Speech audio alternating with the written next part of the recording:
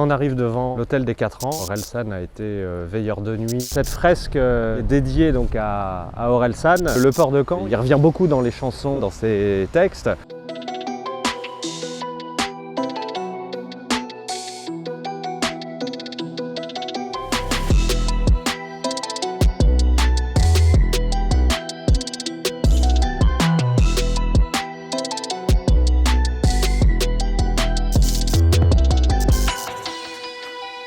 Le début de l'aventure caennaise de la famille Cotentin, c'est ici, au niveau du collège Henri Brunet, lorsque, en 1998, son père a été nommé principal de cet établissement scolaire.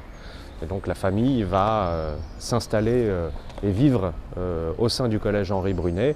Concernant son père, il en parle aussi dans une chanson. Mon père a gravi l'échelle pour devenir ce qu'il voulait être. Il était à l'origine, je crois, professeur de technologie et il va donc accéder aux fonctions de principal. Vous ne faites pas en chantant Non. Il y a eu le documentaire Montre jamais ça à personne qui est sorti sur Amazon où on voit énormément de scènes qui se déroulent dans la ville de Caen. Et puis son dernier album, Civilisation, dans lequel il y a aussi beaucoup de références à la ville. Il dit un moment dans une des chansons, je suis le plus connu de ma ville avec Guillaume le Conquérant. Donc voilà, j'ai pris au mot. Le but de cette visite, c'était de montrer d'autres facettes de la ville de Caen, mais aussi de montrer que Caen, c'est une ville dynamique qui est ancrée dans son temps. C'est dans cette salle du Cargo qu'Orelsan a préparé son tout premier spectacle. Donc à l'époque, voir un artiste de province faire du rap, c'était assez incongru. Donc là, on arrive devant cette fresque qui est dédiée donc à Orelsan, fresque qui a été réalisée donc à la fin du mois de janvier 2022 par deux artistes, deux graffeurs. Il y a pas mal de fans qui se déplacent, qui viennent faire des photos, se prendre en photo devant la fresque.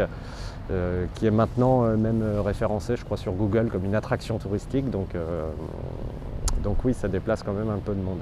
Très honnêtement, par exemple, en tant que guide conférencier, jamais, si je n'avais pas créé cette visite-là, j'aurais emmené des touristes devant le collège Henri Brunet, qui, à première vue, n'a aucun intérêt historique.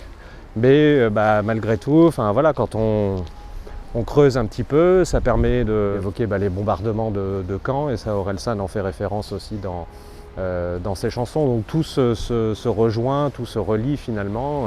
Pour un jeune public, ça va être peut-être un peu plus accrocheur de parler d'Orelsan. Et en même temps, c'était une manière aussi d'emmener le public vers aussi du contenu historique. Juste derrière moi, donc, vous avez le désormais célèbre kebab Magique Beau Gosse. Donc il y a une petite dédicace qui a été faite à cet établissement dans une de ses chansons du dernier album, la chanson C'est du propre. C'est vrai que depuis, la fréquentation a explosé. Et je finis toujours ici, comme ça, ça permet aux visiteurs, s'ils le souhaitent, d'aller tester la fameuse sauce magique. En termes d'identité localement, je pense qu'aujourd'hui, il y a pas mal de gens qui sont fiers d'être caennais, outre de par leur ville, mais aussi de par cet artiste qui a réussi à placer un peu la ville de Caen sur la carte de France.